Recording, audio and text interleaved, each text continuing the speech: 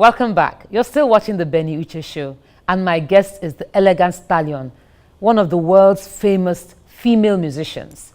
On the set on the BENE UCHE show today, I'm talking about none other than Onyeka Onwenu. She's a woman of many parts, and I'm going to talk to you now, Onyeka, about the role you played as a female politician. You know, you are actually somebody who left so many seeds, sowed so many seeds, left a big shoe for whoever came after you. But I'm just wondering, you know, as a former director of the National Center for Women Development, Abuja, and for other women who want to go into politics, and for those who do get there, who get into those positions, what is your advice for them? Don't go without your God. Awesome. That's the most important thing I can tell you. Because you will have opposition. If you're a woman who believes in getting the job done, making a difference, you are going to have a lot of opposition. And I had that. But having God and asking Him for wisdom on a daily basis, minute by minute, second by second, He was able to see me through. Be true to yourself. Be true to your conviction. Have integrity. Stick to that, no matter what winds are blowing around you. At the end of the day, you would have achieved what God sent you there to do. And no matter what is done to you or said about you, they never succeed. In fact, the more they try, the more God lifts you up. I came away from that job very satisfied that within 2.5 years, we had done what all the other DJs put together since 1992, when that place was set up, were not able to achieve. And I give all the glory to God. I worked, and I had to sacrifice a lot of things, but it was well worth it because we impacted lives of young people, lives of IDPs, lives of women who now suddenly found themselves with something to do because they've been trained and prepared to do that. And speaking up on issues that were important, the girl child in Nigeria and what the travails that she's going to, the lack of support. And we had government listening to us. Beautiful. And I'm hoping and praying that the young woman who took over from me, I know she's doing a good job and I know she's come from a good place. Beautiful. And we're praying for her that she will do better than what we were able to achieve. Beautiful. And for other female politicians, you know, who actually say, how do I get in there? You know, can I do it? Yes, and when you get there, you know, you already said what to do when you get there. But then how do you go through the rigors of becoming? Just keep trying. Enter into a political party, be a member, play your role, start at the local government. I started with local government. And start wherever you find yourself. Believe in yourself. Do not compromise. There were certain things that I knew that I was never going to do. I did not compromise myself. So be sure you have that. Be sure you have that to guide you, because once you begin to compromise, you're finished. And they're not encouraging you to get into politics, but encourage yourself and let God encourage you. But you've got to try. Don't give up. Awesome. Well, drawing from politics, we're going to acting, being an actress, being one of the judges on the X Factor series. You know, wow, you blew our minds. I mean, you were real Onyeka, the vintage Onyeka on that set. But you also encourage the young ones. Absolutely. You know, I don't think I want to be a judge on those things because, I mean, you got to be hard sometimes. You but, have to be, you know. but also you've got to lift them up. Yeah. And then, you know, your credits with the movies, Half of a Yellow Sun. Yeah. You know, wow. Yeah.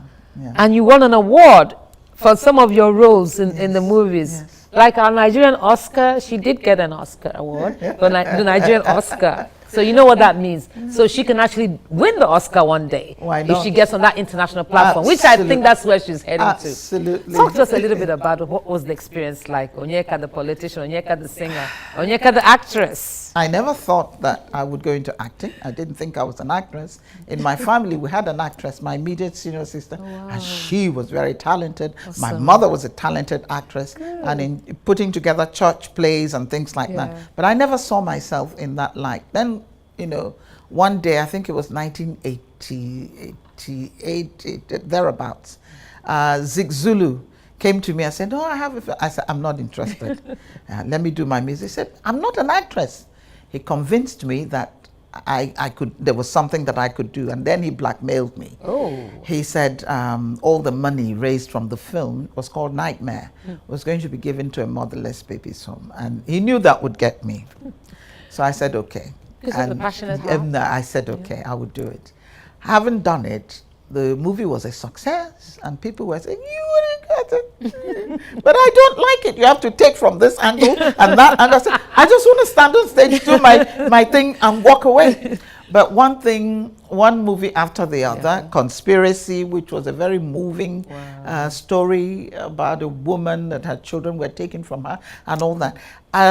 It was just people were hungry for the professionalism, for the passion that we brought to the work. Yes. When I'm doing a film, it's not Onyeka Onwenu. I'm not there. I take on the character. And that's the way to do it. I take on I truly take on the character. I was a mad woman in Conspiracy. I was eating food from the dustbin. I cannot believe you played that role. Look at it. It wasn't Onyeka Onwenu. It was the mad woman's role. It was the character. So, and then Half of a Yellow Sun, I'm told that Chimamanda insisted that I had to play that role. Beautiful. And so when we met together at the premiere in Canada, she was like, I told them so. And everybody was saying, "Yeah, thank you very much for the recommendation." So I'm happy that I did not disappoint. Onyeka, drawing from that role you played of the mad woman in that movie, I still remember years gone by when you went and camped and slept outside in front of NTA for one good week. I was one of those who came and said, "Auntie Onyeka, what are you doing there? You go." Talk to us about that too. I was on hunger strike. There are certain things that are important to me. I'm not saying you're a mad woman, I'm just saying. You can say so, because there's a bit of madness in all of us. But when you touch me in a certain way, my stubbornness comes out, and I don't make apologies about that. I'm a singer-songwriter. NTA was using my music for 8 good years without paying me. Had done programs with NTA, and they were repeating. And the contract says there are residual payments to be made. So I approached them. I said, "Look, and they say, 'How dare you come and ask?' So ban her from television. Her face must not be seen on television." I say, "For where? In this country? In Nigeria? In this my music career?" Mbano. And they did that to so many artists. They'd done it to Charlie Boy. I said, "No, not me." So I said, "Oh yeah, let's go. Let's camp out until you pay me." Nobody enters and nobody goes. In any case, I made my point. And they paid me. Not everything, but the gesture was made. That was nice. An apology. That was very nice. That was nice. An apology was Ben Bruce at the time, and he understood the issues. An apology was rendered and was accepted. Beautiful. I later on became a director on the board of NTA. So, these are just, we have to take a stand on issues that are important to us. For me, we did that. There was a time that we asked the radio stations not to play our music until we were paid our royalties. And what the young artists are now enjoying, what the industry is now enjoying, what the country is enjoying, because the industry is making money for Nigeria. They're gained from the sacrifices that people like me made. So that's why I say, no apologies. Awesome. Well, a lot of you are wondering, what is she doing now? A little bird whispered to me that you probably would, I think you're writing a book. I am. God give me strength. It's a difficult book to write because it's very personal. And whilst writing it, I suddenly realized, we've done a lot here. And you never quite think that you've done a lot, but when you begin to put it down page after page and year after year and decade after decade, you can see, God has really used us to do so much. And so it's not a book that you want to rush out. I'm also dedicating it to my father, who was an extraordinary man. Beautiful. So you can see it's a very important book to me. And by God's grace, before the year runs out, we will have that book ready. I won't let you go And the music continues. So sure, you know, I'm still writing songs and recording. You have Sodom and Gomorrah just came out. I'm Yes. trying to get. Then you have Arumba. Arumba. We danced Arumba. Arumba. The significance of Arumba was that it is dedicated to our young women, our young girls who are being trafficked. That's on the video. That Yes. was just, so that's very important to me. Bless your heart. And working with Mrs. Shoyebo, who runs a home for young girls, you know, to see what we can do to keep this issue, make it so important that Nigerians realize the damage that is being done. Well, I'm not going to let this interview conclude without you singing for us on the set. We danced into the set, and now that we're trying to conclude the show, Elegant Stallion. Hey! Don't be sad, understand. Everybody has a day when the sun stays away. Yeah, take heart in a new tomorrow. A little more love each way makes for a brighter day. Yeah, never need worry. Let one love set you free. You're gonna help me sing it now. One love keep us together. Living in a world is a struggle, just staying alive. One love keep us together. Living in a world, it's a struggle, just staying alive. Awesome, awesome. Elegant Stallion. Wow. We could go on and on and on. Oh my God. You never get enough of Onyeka. We could continue.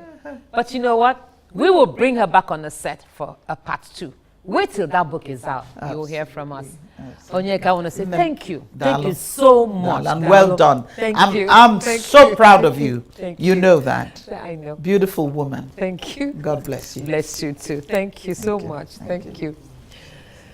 You have been watching the BENE UCHE show, and my guest today has been the beautiful woman, the mother, the friend, one who fights other people's causes, Nigeria, an internationally known singer, songwriter, politician, journalist, Onyeka Onwenu.